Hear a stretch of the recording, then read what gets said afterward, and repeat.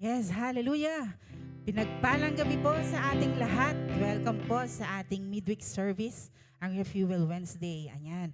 Oras na naman po para tayo ay makapagpakinig ng mga salita ng Panginoon ngayong gabi. Amen.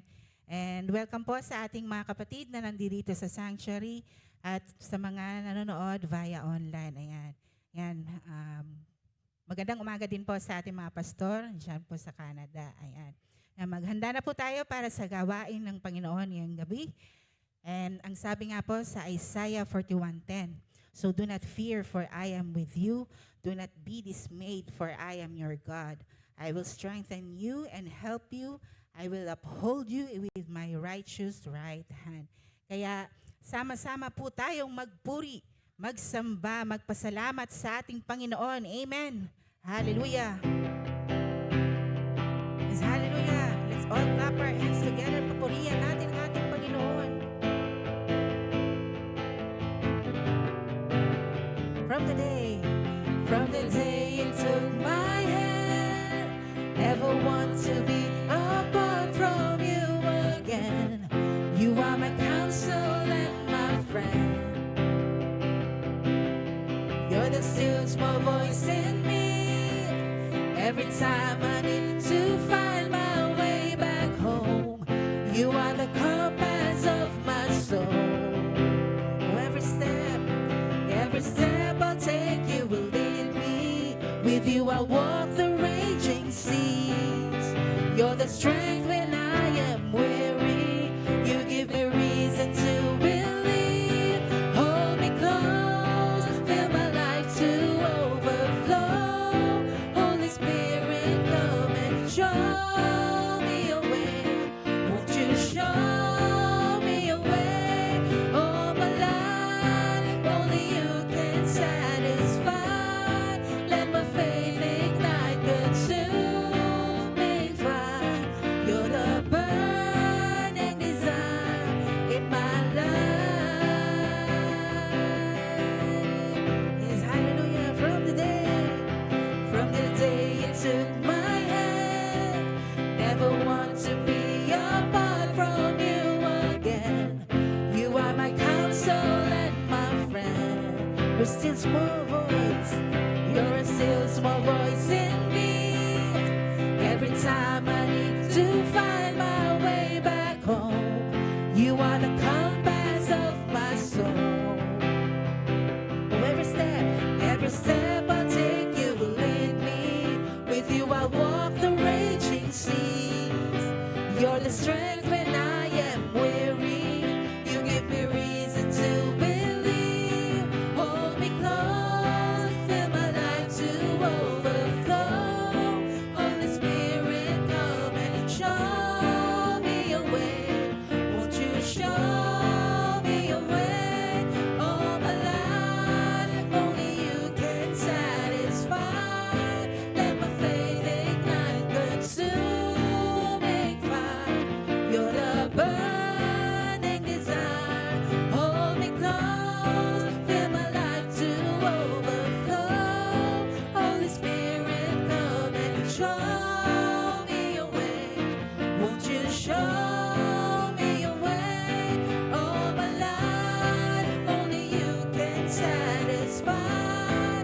Let my faith ignite, consuming fire. You're the burning desire in my life. Yes, every step I'll take, you will lead me. With you I walk the raging seas. You're the strength when I am weary. You give me reason to believe. Oh, every step I take, you will lead me.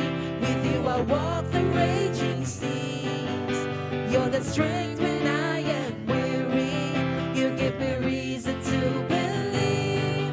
Hold me close, fill my life to overflow. Holy Spirit, come and show me your way. Won't you show me your way? All my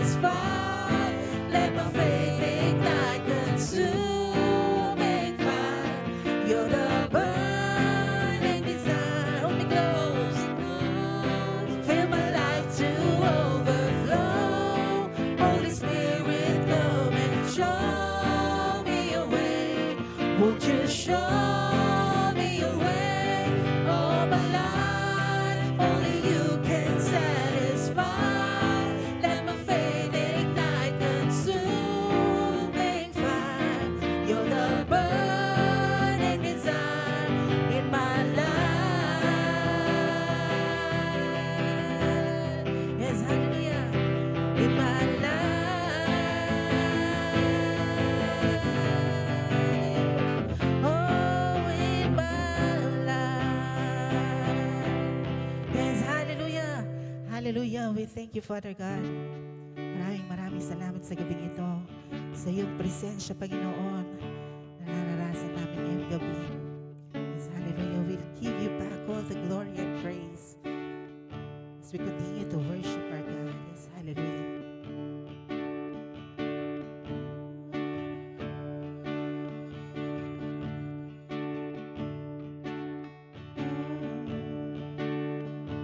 Let's all sing, only your mercy, Lord.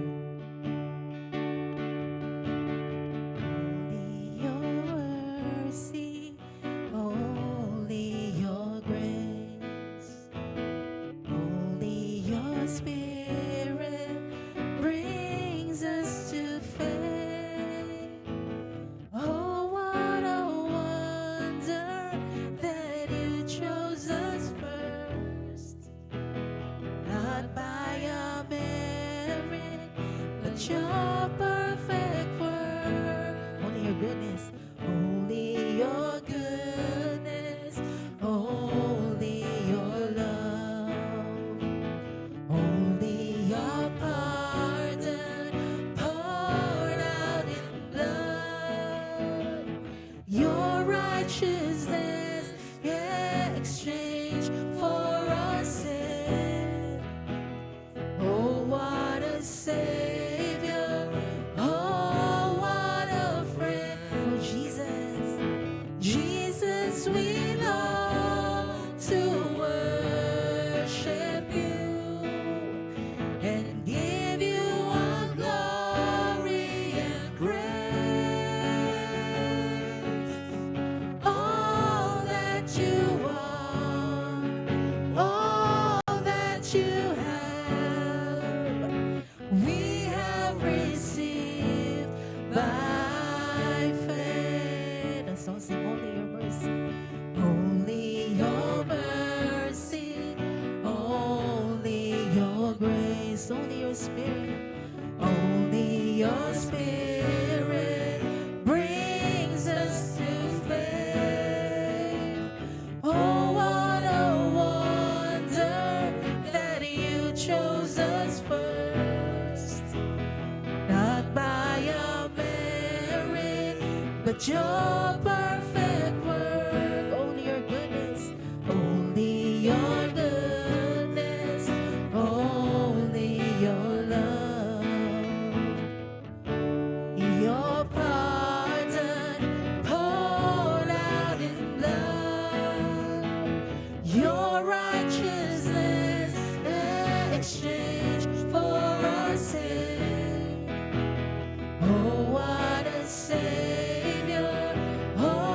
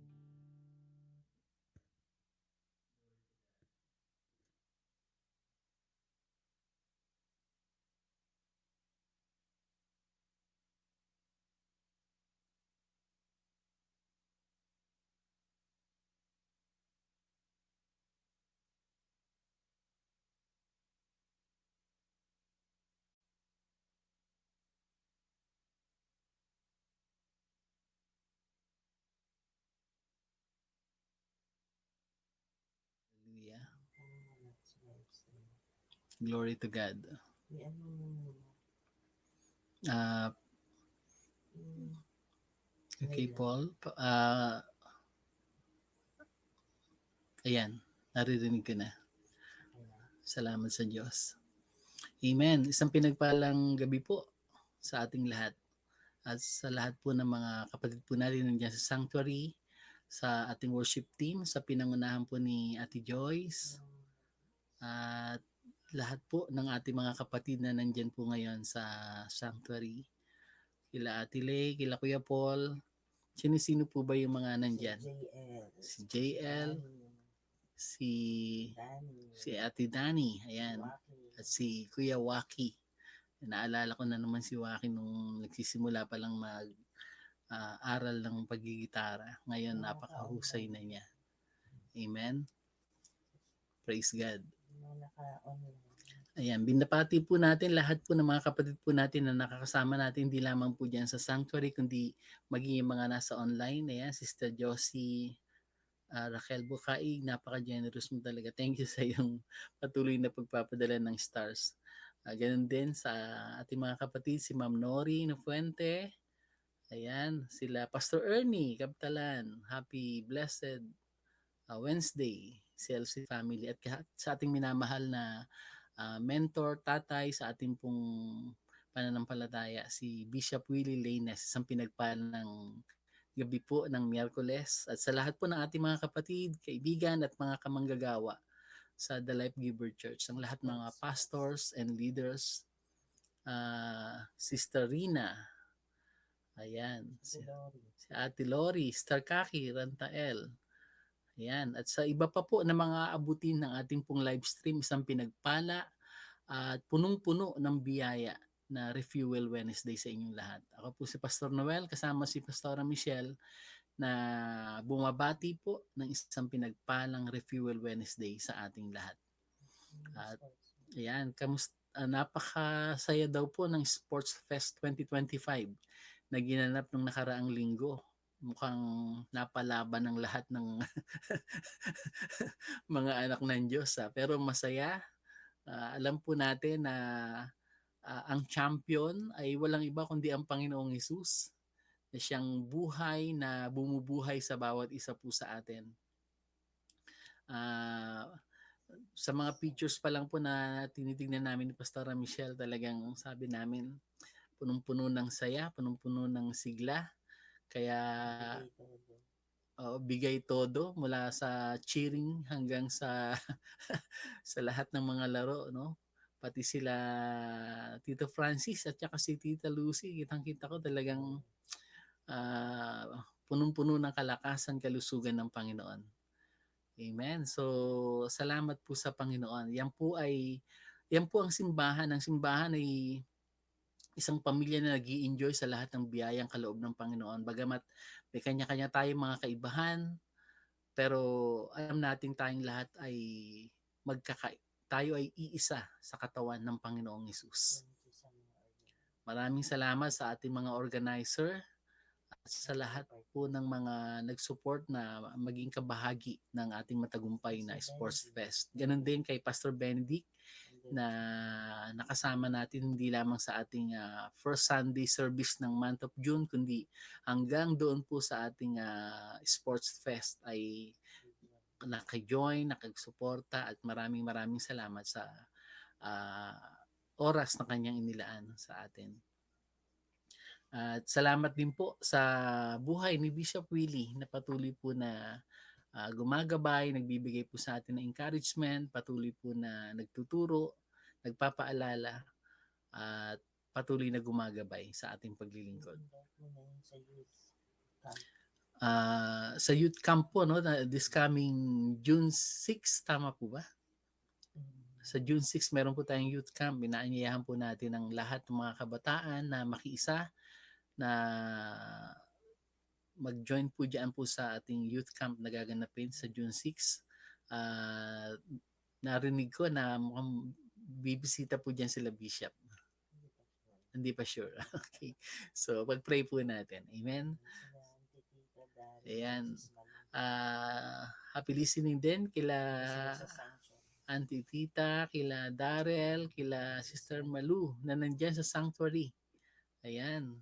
So, lahat po na nandiyan sa sanctuary ay alam ko po na maagang-maaga pa kayo diyan, mga naglinis, nag-prepare ng ating lugar para sa ating pananambahan sa Panginoon.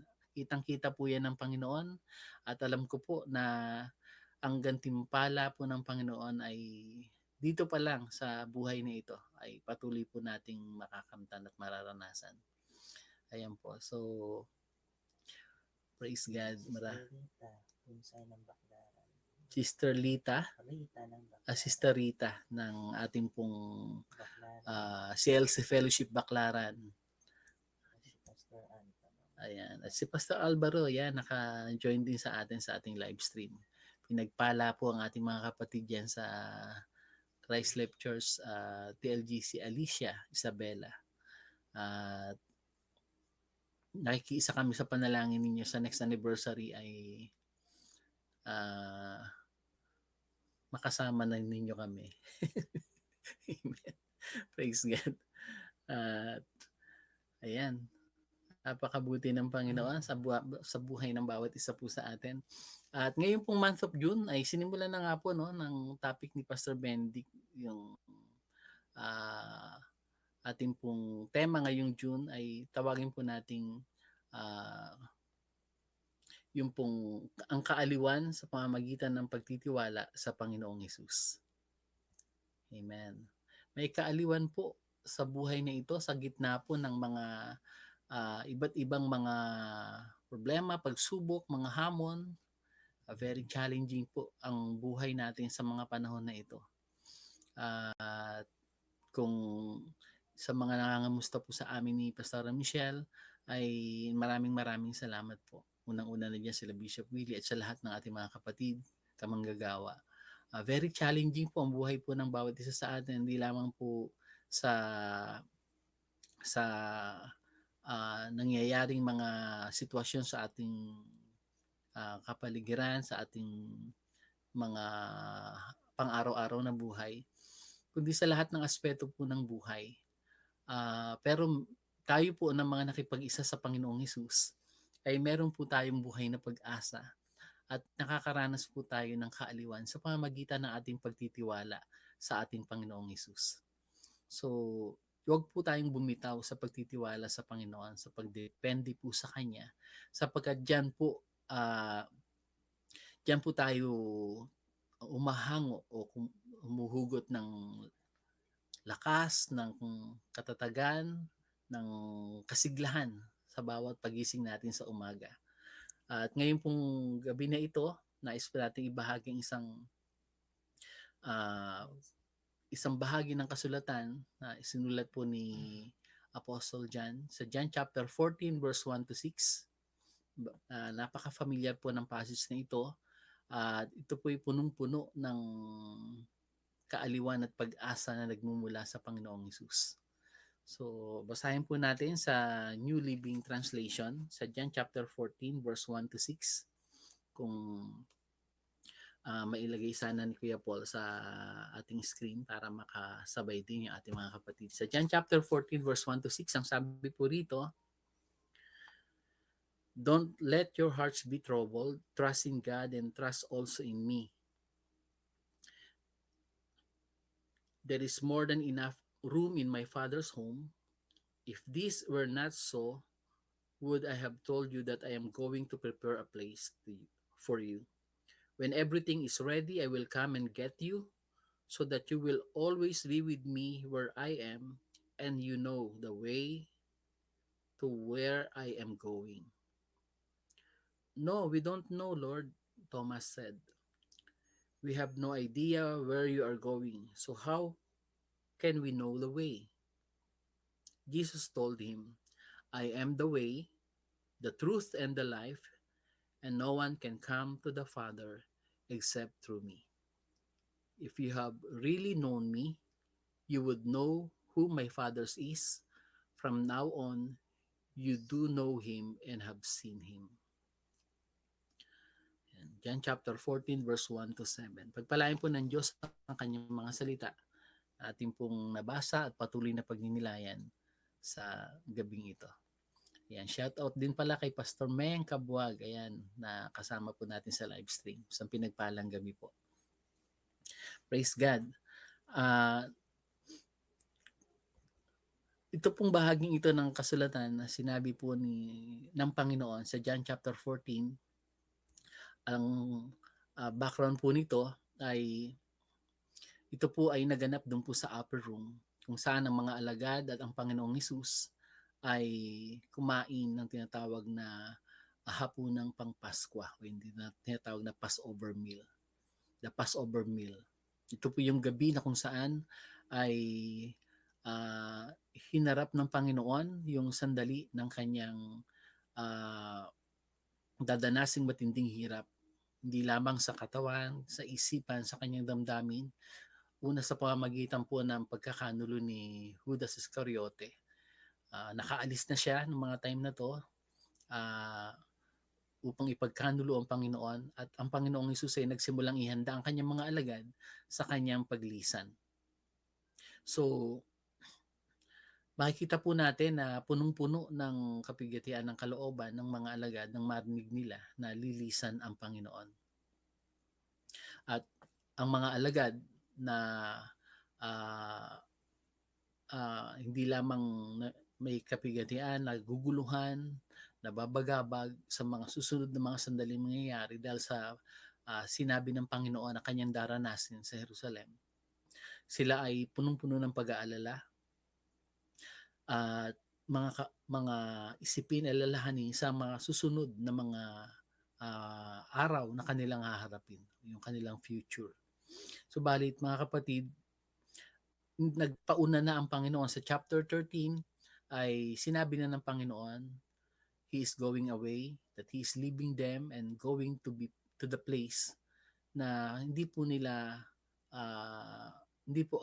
sila makakapunta o makakasunod agad.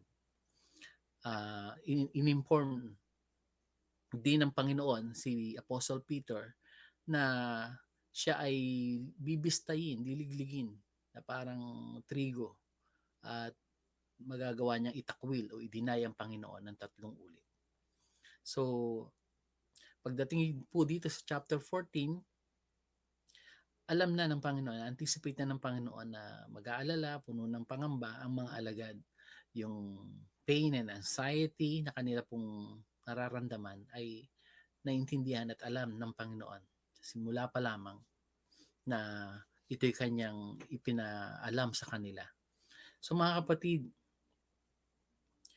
alam ng Panginoon kung ano ang kalagayan ng ating mga puso, ating mga nararamdaman, ating mga nararanasan sa mga panahong ito. Huwag mong isipin na parang wala siyang pakialam o siya'y manhid na hindi nakakaintindi sa ating damdamin o sa ating mga sitwasyon na pinagdadaanan. Ang totoo ay lubos tayong naiintindihan ng Panginoon at nais niyang patuloy na iparanas ang kaaliwan at buhay na pag-asa na sa Kanya lamang po natin masusumpungan. Sa mga huling araw na ito, tinatawag po natin the last days, alam po natin mababatbat na matinding kapigatian ang buong sanlibutan. Pero hindi po tayo nakatuon doon sa mga doom and gloom na maririnig nating balita sa mga telebisyon, sa internet o sa iba't iba pang mga social media platform, kundi ang ating tinitingnan mga kapatid ay yung pong napakaliwanag na bukas na ipinangako ng Panginoon sa pamamagitan ng kanyang tinapos na gawa sa krus ng Kalbaryo. Kaya mga kapatid, hayaan po natin na patuloy na iparanas ng Panginoon sa atin sa mga panahong ito ang katapatan ng kanyang mga pangako, ang kanya pong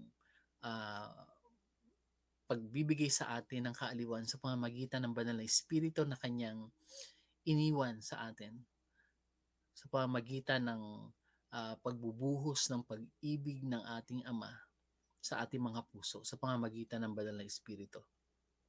So, alam po natin mga kapatid na ang Panginoong Hesus nung mga panahong ito ay siya po ay makakaranas ng matinding paghihirap, kapigatian at maging pag-aalay ng kanyang buhay. Pero kakaiba po ang ating Panginoong Hesus.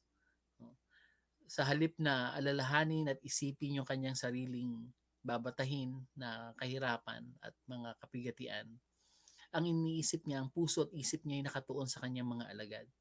Kung paano ito bigyan ng kapanatagan, ng buhay na pag-asa at kaaliwan sa pamamagitan ng kanilang pagtitiwala sa Kanya.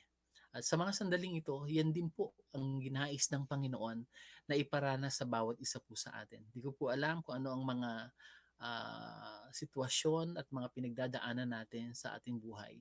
Pero isa lamang po ang natitiyak po namin, na ang Panginoong Hesus na ating pinagkatiwalaan, nagbigay ng buhay sa bawat isa sa atin, ay Diyos ng tapat na laging handang tuparin ang kanyang mga pangako sa buhay po natin. Amen po. So, kakaiba po ang Panginoong Hesus. Makikita po natin dito kung paano niyang inalok at hindi lamang sinabi, kundi ipinadama yung pong katapatan ng kanyang mga salita, ng kanyang mga pangako sa buhay ng kanyang mga alagad.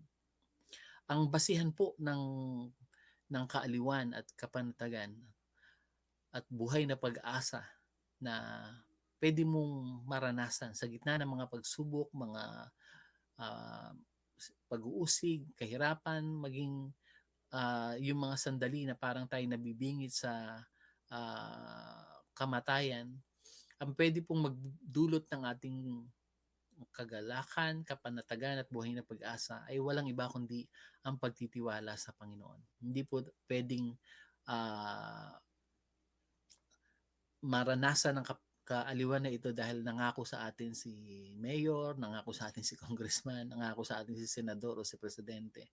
Hindi po yan ang magbibigay sa atin ng kaaliwan at kapanatagan. Tanging ang pagtitiwala lamang po sa Panginoong Hesus. Yan po ang magbibigay sa atin ng tunay na kaaliwan sa buhay na ito. Kaya kung meron po tayo mga kabalisahan, mga kaguluhan, kalituhan na nararanasan, ituon natin ang ating paningin sa Panginoong Hesus na siyang pinagmulan at nagpapaging ganap ng pananampalataya na ipinagkaloob niya po sa atin. At kung tayo po'y nagtitiwala sa Kanya, hindi po natin papayagan na yung mga kabalisahan ang umubos ng mga sandali ng ating pong pag-iisip sa bawat araw. Sabi nga, kung magagawa mong manalangin at ituon ang iyong buong pagtitiwala sa Panginoong Hesus, bakit mo sasayangin ang iyong mga sandali sa pagkabalisa? So, nais po ng Panginoong Hesus na magtiwala po tayo sa Kanya. Una, 3 lamang po yung puntos na nais ko pong ibahagi. Magtiwala tayo sa presensya niya, sa mga pangako niya, at sa kanyang persona bilang Diyos na nagliligtas, Diyos na nagbigay ng kanyang buhay sa bawat isa po sa atin. So, simulan po natin ang kaaliwang ibinibigay ng Panginoon sa pamamagitan ng pagtitiwala. Una, sa kanyang presensya. Sabi po ng John chapter 14 verse 1, nung makita ng Panginoong Hesus ang kaguluhan, kapigatian, alalahanin sa puso ng kanyang mga alagad, ang sabi ng Panginoon ay, do not let your heart be troubled. Don't let your hearts be troubled. Trust in God and trust also in me. Mga kapatid, hindi po mahirap na maintindihan ng mga alagad yung pong pagtinuturo ng Panginoon na pagtitiwala sa Diyos na ipinakilala niya bilang mapagmahal na Ama. Yan po yung misyon ng Panginoong Hesus sa kanyang pagparito. Ipakita, ipaunawa kung ano ang nasa puso at kung ano ang nasa isipan at kung anong ginagawa ng Ama. Wala pong ginagawa ang Panginoong Hesus na hindi niya nakita at hindi niya narinig sa kanyang Ama. At yan po yung halimbawa na kanyang nais po na ipakita para masundan po natin bilang mga anak ng Diyos. Ang mga anak ng Diyos ay laging nakatuon sa sinasabi ng ating Ama. Ano ba ang sinasabi ng Ama patungkol sa sa atin, sa ating sitwasyon, sa ating panahon. Yun po ang dapat nating pakinggan. Ano ba ang ginagawa ng ating Ama? Maraming mga Kristiyano hindi po naintindihan, di nakikita ang mga bagay nito sapagkat hanggang ngayon ay nakabase pa rin ang kanilang pamumuhay sa tinatawag na carnality o yung natural o pang sanlibutan na buhay. Nakakalimutan nila na meron silang buhay ng isang minamahal na anak ng Diyos na nagawang magtagumpay sa lahat ng mga hamon at sitwasyon sa buhay na ito. At bilang anak ng Diyos ay tayo po ay lumalakad sa mundong ito, naglalakbay sa mundong ito nang meron pong maliwanag na direksyon. Sapagkat hindi lamang po tayo binigyan ng Panginoon ng pangako na makakatawid sa kabilang ibayo, kundi iniwan niya sa atin ng kanyang banal na espiritu na siyang ating patnubay at gabay na patuloy na tumutulong sa ating makaunawa kung ano ang nasa puso ng ating Ama at kung ano ang meron tayo dahil sa tinapos na gawa ng ating Panginoong Hesus. So sabi ng Panginoon, do not let your hearts be troubled. Huwag nang mabagabag o mabalisa pa ang inyong puso. Alam ng Panginoon na may mga alalahanin, bagabag ang ating mga puso. Pero sabi niya, don't let your hearts be troubled. Or do not let your hearts be troubled any longer. Bagamat may mga sitwasyon tayo na parang gumuguho, no? Na parang niyanig na matinding lindol ang buhay natin at gumuguho ang mga bagay na akala nating magiging matibay at matatag. Pero mga kapatid, hindi po iyan dapat ang umagaw ng ating kapanatagan at kaaliwan na nagmumula sa Panginoon. Kaya sabi ng Panginoong Hesus sa mga alagad, huwag na kayong mabalisa pa. Huwag na kayong mangamba. Alam nila na ang Panginoong Hesus ang Mesiyas, ang sinugo ng Diyos, the Anointed One, para ligtas hindi lamang ang bayang Israel, kundi ang buong mundo. Alam po nila na ang Panginoong Hesus.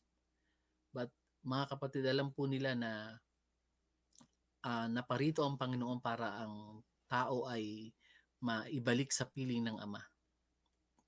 Pero yung kanilang kasalukuyang sitwasyon ay nagsasabi na sila'y dapat matakot, mag-alala o mangamba sa kanilang sitwasyon. Sino po ang pipiliin po nating pagtuunan ng atensyon o pakinggan sa mga bagay na ito?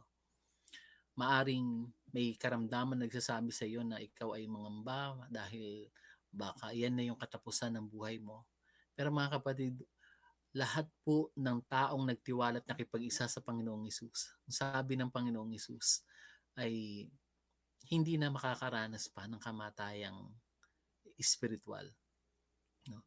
Sabi nga ng Panginoon, ang makaranas man tayo ng pisikal na kamatayan, pero mananatili tayong buhay sa pamamagitan niya. At ang buhay na yan ng Panginoon na nasa atin, ang nais po niya na ating makita at patuloy po nating payagan na dumaloy, mahayag sa buhay po natin. So, sinabi niya na wag nang patuloy na mangamba ang inyong mga puso. Manalig kayo sa Diyos at manalig din kayo sa akin. Gustong sabihin ng Panginoon, manalig kayo sa presensya ko na sumasa inyo. Sapagkat di man natin nakikita ang Panginoon sa physical nating kalagayan, pero alam natin ang kanyang presensya ay nananatili po sa atin. Nung Resurrection Sunday, nung nagpakita ang Panginoon sa mga alagad at wala po dun si Tomas, sabi niya, maniniwala lang ako pag naipasok ko ang aking kamay sa kanyang tagiliran at naipasok ko ang aking daliri sa butas ng mga pako sa kanyang kamay at paa. Pero nung nagpakita ang Panginoon at tinawag si Tomas, sinabi ng Panginoon kay Tomas na ngayon ay suwasampalataya ka dahil ako iyong nakita, pero mas mapalad yung mga taong sumampalataya kahit hindi ako nakikita. Hindi man natin nakikita sa ating pisikal na kalagayan ang Panginoon. Sabi nga ng iba, bakit nyo sinasampalatayanan si Jesus na hindi naman nakikita? Hindi siya nakikita sa pisikal, pero kitang-kita siya ng mata ng ating pananampalataya na siyang bumago ng ating puso, ng ating isip. At hindi lang po yun, siya po mismo ang bumubuhay po sa bawat isa po sa atin. Sa paglilingkod po natin, minsan nakikita ng mga tao na ah, ang ating oras, ang ating panahon, ang ating lakas ay nakatuon sa paglilingkod sa Panginoon. Pero ang totoo po, sa side po natin ng mga nakaranas ng pagliligtas ng Panginoon, sa nakaranas ng matinding habag, pagkalinga at pagmamahal ng Panginoon, nakikita po natin na ang pakikibahagi sa buhay na ito ng Panginoon ay hindi po isang paglilingkod sa Diyos, kundi pagpapahintulot na ang kanyang buhay ay mahayag sa pamamagitan po natin. Sa paningin ng ibang tao ay paglilingkod sa Diyos, pero sa paningin ng bawat personal ng mga taong nakaranas ng mayamang biyaya ng Diyos, naintindihan po natin na ang pakikibahagi doon sa divine life, sa Christ life na ibinigay po sa atin ng Panginoon ay yung pagpapahintulot na siya ay mahayag, makakilos sa buhay na ito sa pamamagitan natin ng mga nakipag-isa sa Kanya. Amen po? Kaya po, ang paglilingkod sa Diyos ay hindi po isang kabigatan, hindi po ito isang pasanin. Ito isang malaking pribiliyo at kagalakan sapagkat alam natin na ito'y buhay ng Panginoon na kumikilos, dumadaloy at kumakatagpo sa buhay ng bawat isa. Hindi po natin ito sariling ministry na parang ang galing yung pinanggagalingang lakas, yung pinanggagalingang galing ay sa ating mga sarili. Hindi po. Ito'y galing mismo sa Panginoon na tinanggap po natin. Siya po ay hindi lamang nagbago ng ating buhay. Siya mismo ang buhay na tinataglay po natin. So, at ang kanyang presensya mga kapatid, ang nagpapatunay sa bawat isa po sa atin na hindi niya po tayo iniiwan at hindi niya po tayo pinababayaan. So mga kapatid sa Panginoon, hindi dahil sa hindi mo nakikita sa pisikal ang Panginoon ay hindi nangangahulugang wala siya. Magtiwala ka sa presensya niya na lagi pong sumasa atin.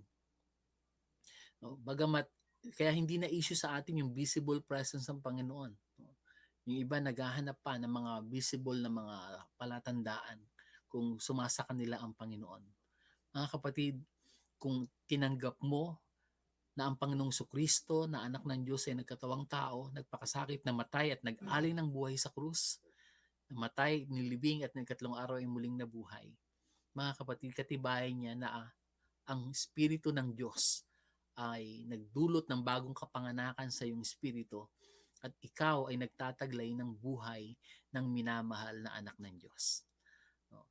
At hindi po yan lalago at lulusog sa pamamagitan ng pag-criticize sa mga bagay na negatibo sa buhay po natin. Minsan akala natin matutulungan nating lumago sa pananampalataya ang isang kapatid sa pamamagitan ng pag-criticize sa kanya.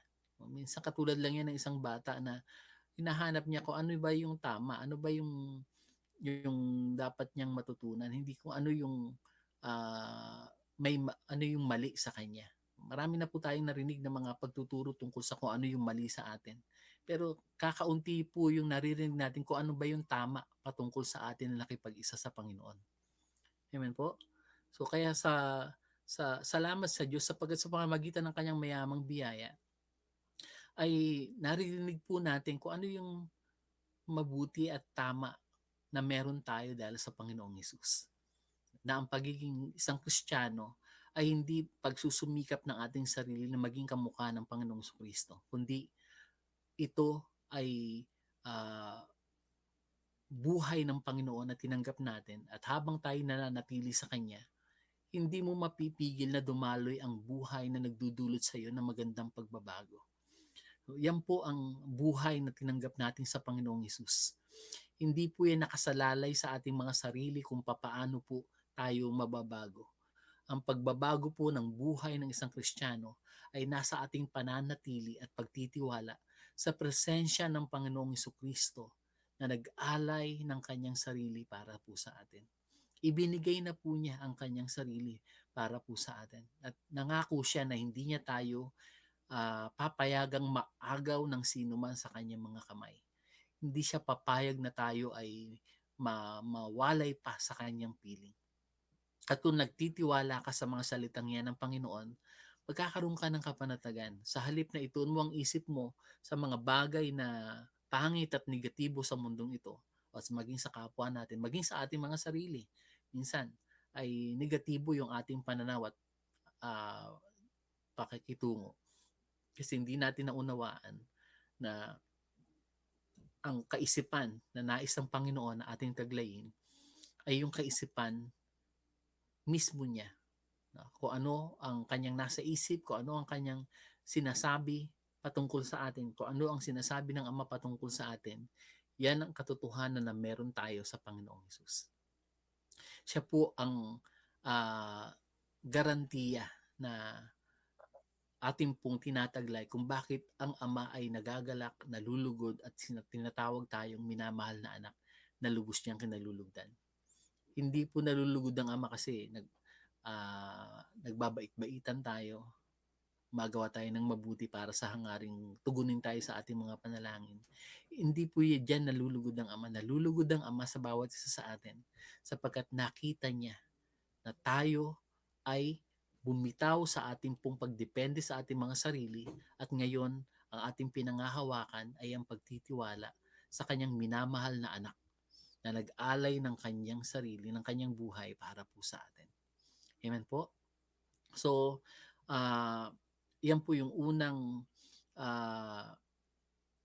yan po yung makikita po nating dahilan kung bakit po tayo nagkakaroon ng kapanatagan, kaaliwan at pag-asa sapagkat alam po natin na inaaliw po tayo ng katotohanan si Jesucristo ay buhay at siya po ay present sa mga sandaling ito. Bagamat hindi po siya nakikita ng ating pisikal na mga mata, pero naiintindihan po natin ang nauunawaan ng mga alagad katulad ng sinulat ni Apostol Pedro sa 1 Peter chapter 1 verse 8. Sabi po roon, bagamat hindi niyo siya nakikita, minamahal niyo siya. Though you have not seen him, you love him. Though you do not now see him, sabi ron, you believe in him and rejoice with joy that is inexpressible and filled with glory. Sabi ni Apostol Pedro sa unang Pedro, kabanatang 1 talatang 8. Mga kapatid, di man natin nakikita physically ang Panginoon pero alam po nating nariyan siya. Kasama natin siya, nakakausap natin siya sa pamamagitan ng ating pong pananalangin ng buong puso.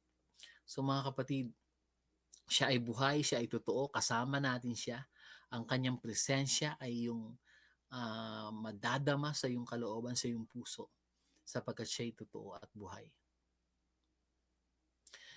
Ang Espiritu ng Diyos mismo ang nagtetestify, nagpapatotoo sa ating mga espiritu na patuloy na ang Panginoong Hesus ay nagbibigay, hindi lamang nabubuhay, nagbibigay ng buhay sa bawat isa sa atin. Amen po.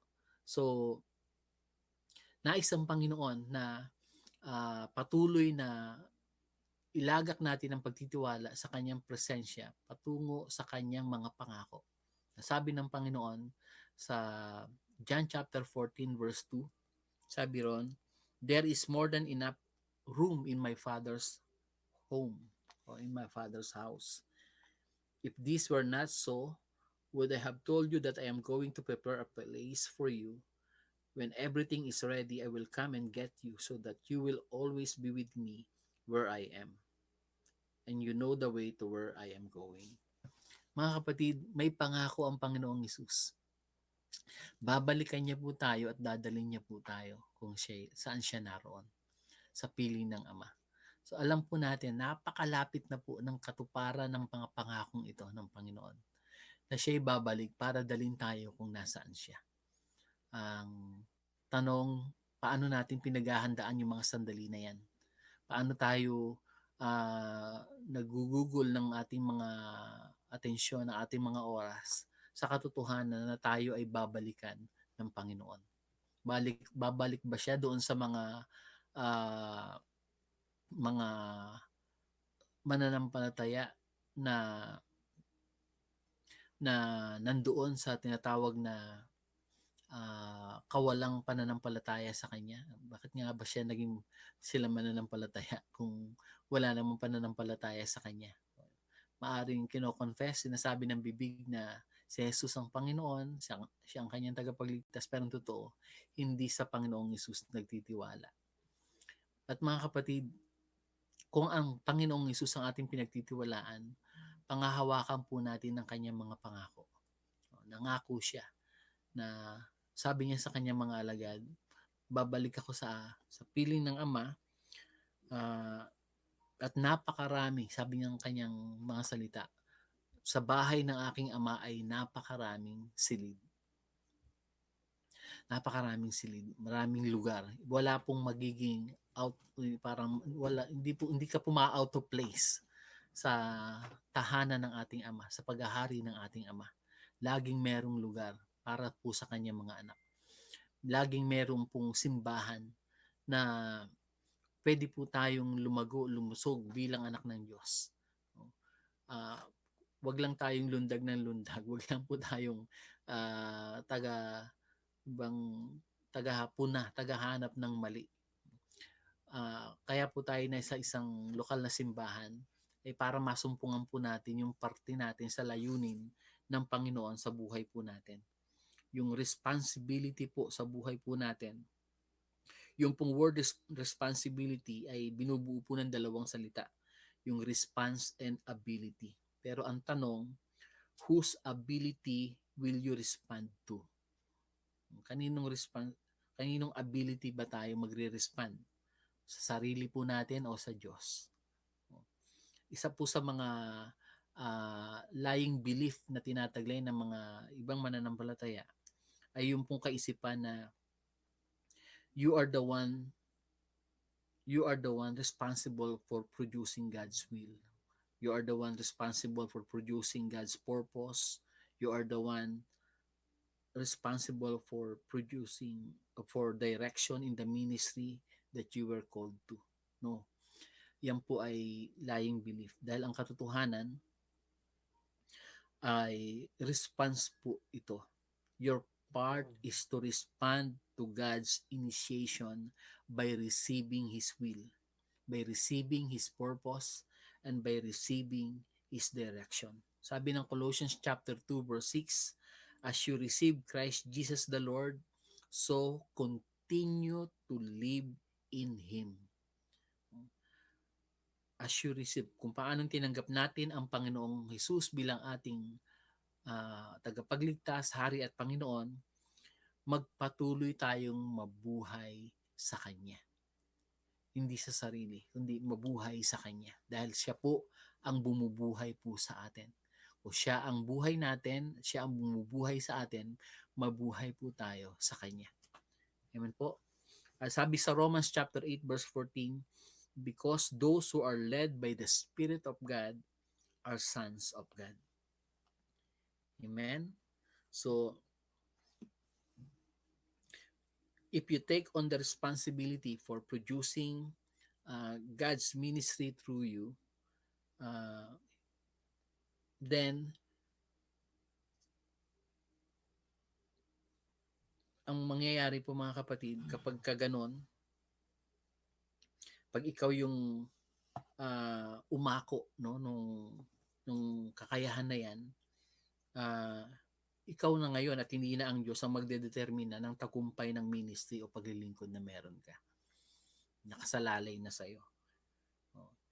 Ikaw na yung magiging accountable to attain the man-made success markers you have created and will be the one who is liable kapag hindi ka nagtagumpay. Magkikreate ka ng unrealistic expectation for you and others which will eventually result in frustration, failure, burnout, condemnation of others, at yung pinakamalungkot, yung self-condemnation. If you are not successful according to your standards, then tingin mo, ikaw ay failure. But mga kapatid, ah, pag ikaw ay nag-response lamang doon po sa ability ng Diyos, ang unang-una pong um, makikita mo dyan, you will respond to God's light and power flowing through you. Ibig sabihin, ang pagtugon mo ay pinapahintulutan mo ang buhay ng Diyos at ang kapangyarihang dulot nito ay dumaloy sa iyo. Kaya nga ang pagbabago ay hindi po pinagpapawisan. Ang pagbabago ay kusang lumalabas kasi ipinuproduce po ito ng buhay ng Panginoon. Magugulat ka na lang sa sarili mo bakit hindi ka na gano'n ka bilis magalit, bakit tumahaba na ang pasensya mo, bakit hindi na lagi ang sarili mo ang bida, nagpaparaya ka na, hindi ka na laging naghahanap ng panalo sa argumento, kundi pinapayagan mo na lamang na ang Panginoong Hesus ay mahayag at makita sa pagpakikitungo natin o sa ating pag-uugali patungo sa ating kapwa. Ang response natin ay kapag tumutugon lang tayo sa kakayahan ng Diyos sa buhay po natin, you will not be ministering independently of God. Sa paglilingkod mo, hindi ka maglilingkod na independent, kundi nakadepende ka sa Kanya, sa iyong pagkanta, sa iyong pagtugtog, sa iyong paggawa ng mabuti, sa iyong pagkakaloob, ay nandoon yung pagdepende sa Panginoon, yung pagtugon natin sa kanyang leading sa bawat isa sa atin. You will be receiving from God instead of achieving for God. Ang paglilingkod mo ba sa Diyos ay dahil meron kang gustong ma-achieve o dahil meron kang nare-receive sa Panginoon? Kung may nare-receive ka sa Panginoon, yan ang dahilan bakit masaya ka sa paglilingkod. Kung bakit ang paglilingkod mo ay walang reklamo, kung bakit ang paglilingkod mo ay punong-puno ng pasasalamat, kasi you will alam mong tumatanggap ka lamang sa Panginoon ng kung anong meron siya. Hindi yung may ginagawa kasi meron kang ma-achieve para sa Panginoon. Dapat nating malampasan yung ganong kaisipan at lumago sa ating relasyon sa Panginoon. You will not taking a step unless you are led by the Holy Spirit. Hindi ka hakbang nang hindi mo inihintay yung leading, yung patnubay ng Espiritong Banal. At habang lumalakad ka, naglalakbay ka, patuloy ka nakikipag-fellowship, nakikipag-ugnayan ng malusog sa Banal na Espiritu. You will not be held responsible for what God does through you. You will not be held responsible for what God does through you. Kasi alam mo na your responsibility is to respond to God's ability in you. Sabihin natin, our responsibility is to respond to God's ability in us. At ang ability na yan, mga kapatid, ay walang iba kundi ang Espiritu mismo ng Panginoon na sumasa atin. At dahil dyan, mga kapatid, alam po natin na namumuhay po tayo sa pananampalataya sa kanyang mga pangako. No? Nangako siya, mga kapatid, na tayo kanyang babalikan. Amen po? Babalik ang Panginoon at dadalhin tayo sa kanya kung nasaan siya, sa piling ng Ama. At nakakapanabik yung mga sandali na yan, mga kapatid, at napakalapit na po ng kanyang muling pagbabalik. Kaya patuloy po tayo na maglagak ng ating pong pagtitiwala sa Panginoong Hesus. Alam ko, mga kapatid, na meron pong may mahihirap na sitwasyon na pinagdadaanan ng mga mananampalataya sa mundong ito. Pero alam po natin, sa dulo ay malaking selebrasyon sa piling ng ating Ama dahil sa katuparan ng pangako ng Panginoong Hesus na siya ay babalik at dadalhin tayo kung nasaan siya. Kung nasaan ang ating Panginoong Hesus, nandun din tayo sa piling ng kanyang Ama. Amen po. Kaya sabi ni Apostol Pablo sa mga taga-Pilipos, Kabanatang 1, talatang 21, for to me to live is Christ and to die is gain. Sabi niya, para sa akin, ang mabuhay ay si Kristo at ang kamatayan ay isang malaking pakinabang. Ang pinakadakilang una at dakilang pangako ng Panginoon ay binigay niya sa kanyang mga alagad at sa bawat isa sa atin ay ang kanya pong muling pagbabalik. upang paghanda tayo ng lugar sa sa tahanan ng ating Ama. So mga kapatid, at ang sabi ng Panginoon, if I go and prepare a place for you, I will come again and receive you to myself, that where I am, there you will be also. Ito po ay napakadakilang pangako na patuloy po natin dapat pagtiwalaan. Hindi lang po siya nangako na na aalis at paghahanda tayo ng lugar, but He promised to come back and get us and take us to be with Him. At napakasarap ng mga sandaling yan, mga kapatid. At napakalapit na po yan. So exciting po, napaka-exciting po ng katuparan na yan ng pangako ng Panginoon. Hindi po siya nagsabi na pupunta ako sa piling ng aking Ama at papasundo ko na lang kayo kay Archangel Gabriel o kay Archangel Michael. Hindi po, ang sabi niya, babalikan ko kayo at dadaling ko kayo kung nasaan ako. So mga kapatid, pagtiwalaan po natin ang pangako na yan ng ating Panginoong Jesucristo.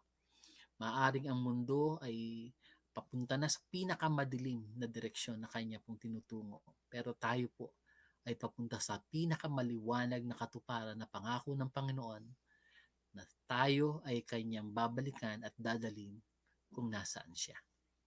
Amen po. So,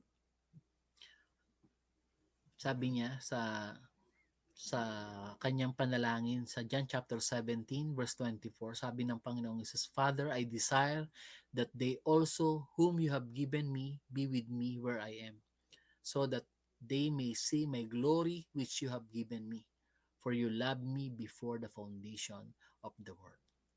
Mga kapatid, ko alam mong answered prayer lagi ang Panginoong Jesus, kung alam mong walang pangako na hindi tutuparin ng Panginoon, ang mga salitang ito magdudulot sa iyo ng kaaliwan, ng kapanatagan, anuman ang iyong pinagdadaanan sa iyong buhay. Sapagkat alam nating tapat ang Panginoon at lahat ng kanyang pangako ay kanyang gaganapin sa bawat isa sa atin. Nais ng Panginoon na tayo ay makasama sa piling ng kanyang Ama. At mga kapatid, ngayon pa lang, alam natin ang katotohanan na yan, na tayo ay nababalot ng buhay ng Panginoon sa pamamagitan ng Banal na Espiritu, na kung saan ang Panginoon ay nababalot ng pag-ibig at pagkalinga ng mapagmahal na Ama. Kaya nga mga kapatid, balot po tayo ng buhay ng ating Ama, ng Panginoong Hesus at ng Banal na Espiritu. Kung alam po natin ang katotohanan na yan, magkakaroon po tayo ng kapanatagan, kaaliwan sa buhay na ito, anuman ang mga hamon na ating pong kinakaharap sa buhay na ito. Sabi ng Panginoon sa John chapter 14 verse 4 to 6, sa mga talatang ito, sinabi ng Panginoon na magtiwala tayo sa kanyang presensya sa buhay natin, sa kanyang mga pangako. At yung panghuli mga kapatid, magtiwala tayo sa kanyang persona. And you know where I am going, sabi niya sa verse 4. Sinabi niya sa kanyang mga alagad, alam na nila kung ano yung daan, sinabi na niya kung saan siya pupunta, sa tahanan ng kanyang Ama, at babalikan niya ang kanyang mga alagad. Mga kapatid, sa 3 taon na pagmiministeryo ng Panginoon, sinabi niya sa kanyang mga alagad, sa John chapter 10 verse 9, sabi niya, I am the door. If anyone enters through me, he will be saved and will go in and out and find pasture. Sa John chapter 10 verse 9. Sinabi na ng Panginoon kung saan siya pupunta and alam nila kung ano yung daan. Gustong sabihin ng Panginoon, alam niyo kung paano kayo makakapunta doon. Pero si Tomas, siya po yung merong lakas ng loob na magsabi. Sinabi niya sa Panginoon. Pero bago po niya yan, alam po natin si Tomas, no, nung muling nabuhay ang Panginoon, siya po yung may lakas ng loob na magsabi na maniniwala lang ako pagka nakita ko na ipasok ko ang aking kamay at daliri sa mga sugat niya. Ito rin si Tomas ay nagsabi, Lord, we do not know where you are going. How do we know the way? Lord, di namin alam saan ka pupunta. Paano namin malalaman ang daan?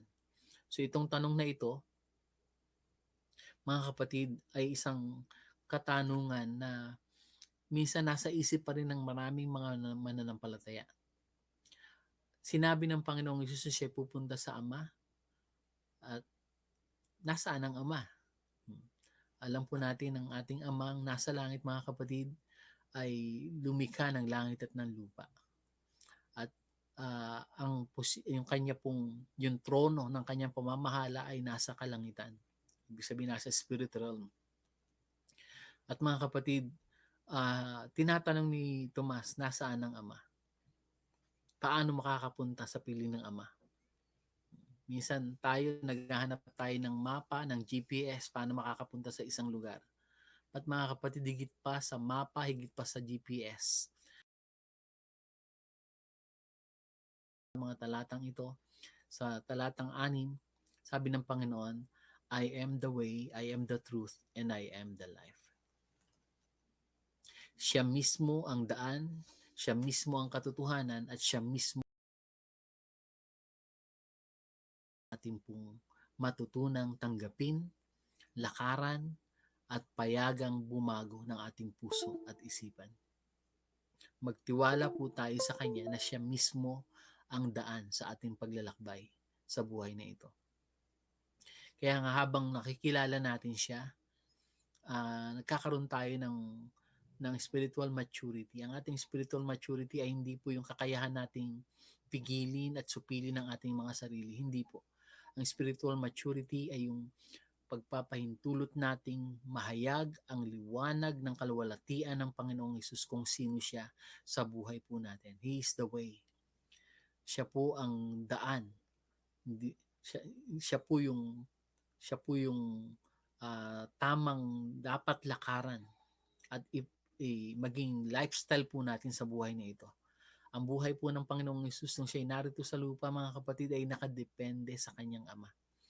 Hindi po siya na akit ng mga panunukso ni Satanas at hindi niya hinangad yung mga kaluwalhatian at karangyaan ng pamamahala ng tao sa mundong ito. Ang kanya pong hinahangad at pinananabikan ay ang paghahari ng kanyang Ama na nasa langit ay mahayag at makita na nagaganap dito po sa lupa. At ang tanging daan patungo po doon ay ang Panginoong Jesucristo mismo. Sa sandaling ang Panginoong Hesus ay bumalik at establish ang kanyang spiritual na kaharian dito sa pisikal na kalagayan ng mundo.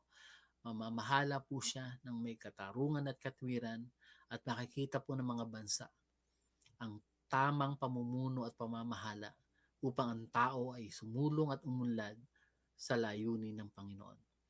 Si Jesucristo po ang katotohanan na nagpapalaya po sa atin sa mga kasinungalingang inilagay ng kaaway sa mundong ito. Imagine niyo po nung gumawa ng sistema si Satanas sa mundong ito, gumawa siya ng isang sistema na ang kanyang tinig ay maririnig sa pamamagitan po ng kasinungalingan na ang dating sa pandinig ng mga tao ay siyang katotohanan. Diba yung mga narinig natin, just do it, you can do it. Pero ang tanong, sino yung source? Sino yung panggagalingan ng kakayahan para maganap ang mga bagay na ito? Pag sarili lang at lakas lang ng tao, kabiguan at kapigatian. Subalit kung ang ating Amang nasa langit, ang source ng lahat ng ito, mga kapatid, yan po ay may dulot na kagalakan, kapayapaan at katagumpayan sa ating buhay. Si Jesucristo po ang buhay mismo na tinataglay po natin. He is the life. At napaka mapagpalaya po ang revelation na yan. Pag naunawaan mong si Kristo ay siya mismong buhay na bumubuhay sa atin. Na ang buhay Kristiyano ay hindi yung pagsusumikap na maipamuhay ang buhay ni Kristo. Hindi po ganon ang tunay na buhay ng isang Kristiyano. Ang tunay na buhay ng isang Kristiyano ay yung kanyang paniwalaan, pagtiwalaan na ang buhay na ito ay buhay mismo ng Panginoong Hesus na dapat mong tanggapin, payagan na bumuhay sa iyo, isupply sa iyo ang lahat ng meron siya at tanggapin mo po ito.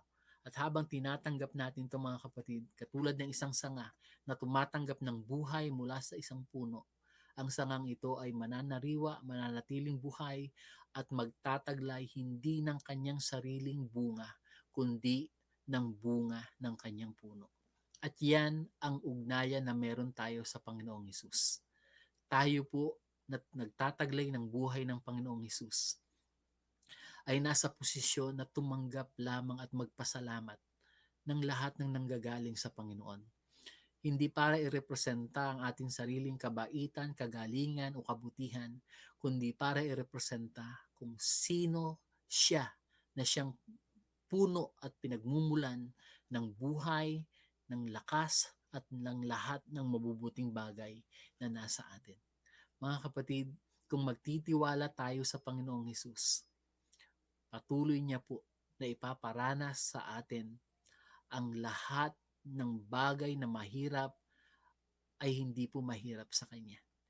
Ang pagbabago na nanggagaling sa Kanya ay hindi po sa bunga ng ating pagpapawis o pagpapagal, kundi ang pagkilala na tayo ay ipinako ng kasama ng Panginoon sa krus. At kung tayo ay nabubuhay ngayon, tayo ay nabubuhay dahil sa pananampalataya ng minamahal na anak ng Diyos na nag-alay ng kanyang sariling buhay dahil sa pag-ibig niya sa bawat isa sa atin. Kapatid, kaibigan, sa oras na ito, nais kitang anyayahan na lumapit sa Kanya.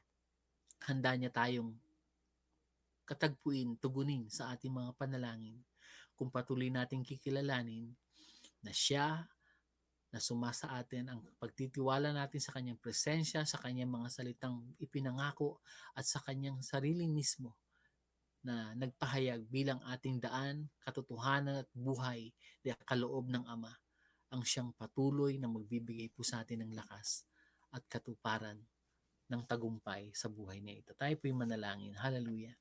Dakilang Diyos at mapagmahal na Ama, maraming salamat po sa kaaliwang dulot ng presensya po ninyo sa buhay namin sa pamamagitan ng iyong minamahal na anak na si Kristo Jesus. Salamat sa iyong mga pangako. Alam po namin ito'y patuloy na magaganap.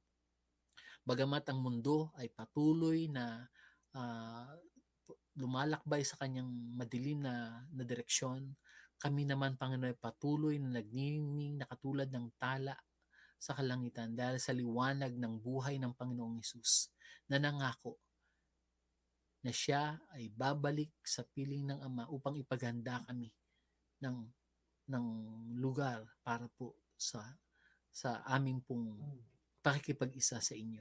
Salamat po sapagkat alam namin ang kanyang pangakong muling pagbabalik ay hindi na po magtatagal.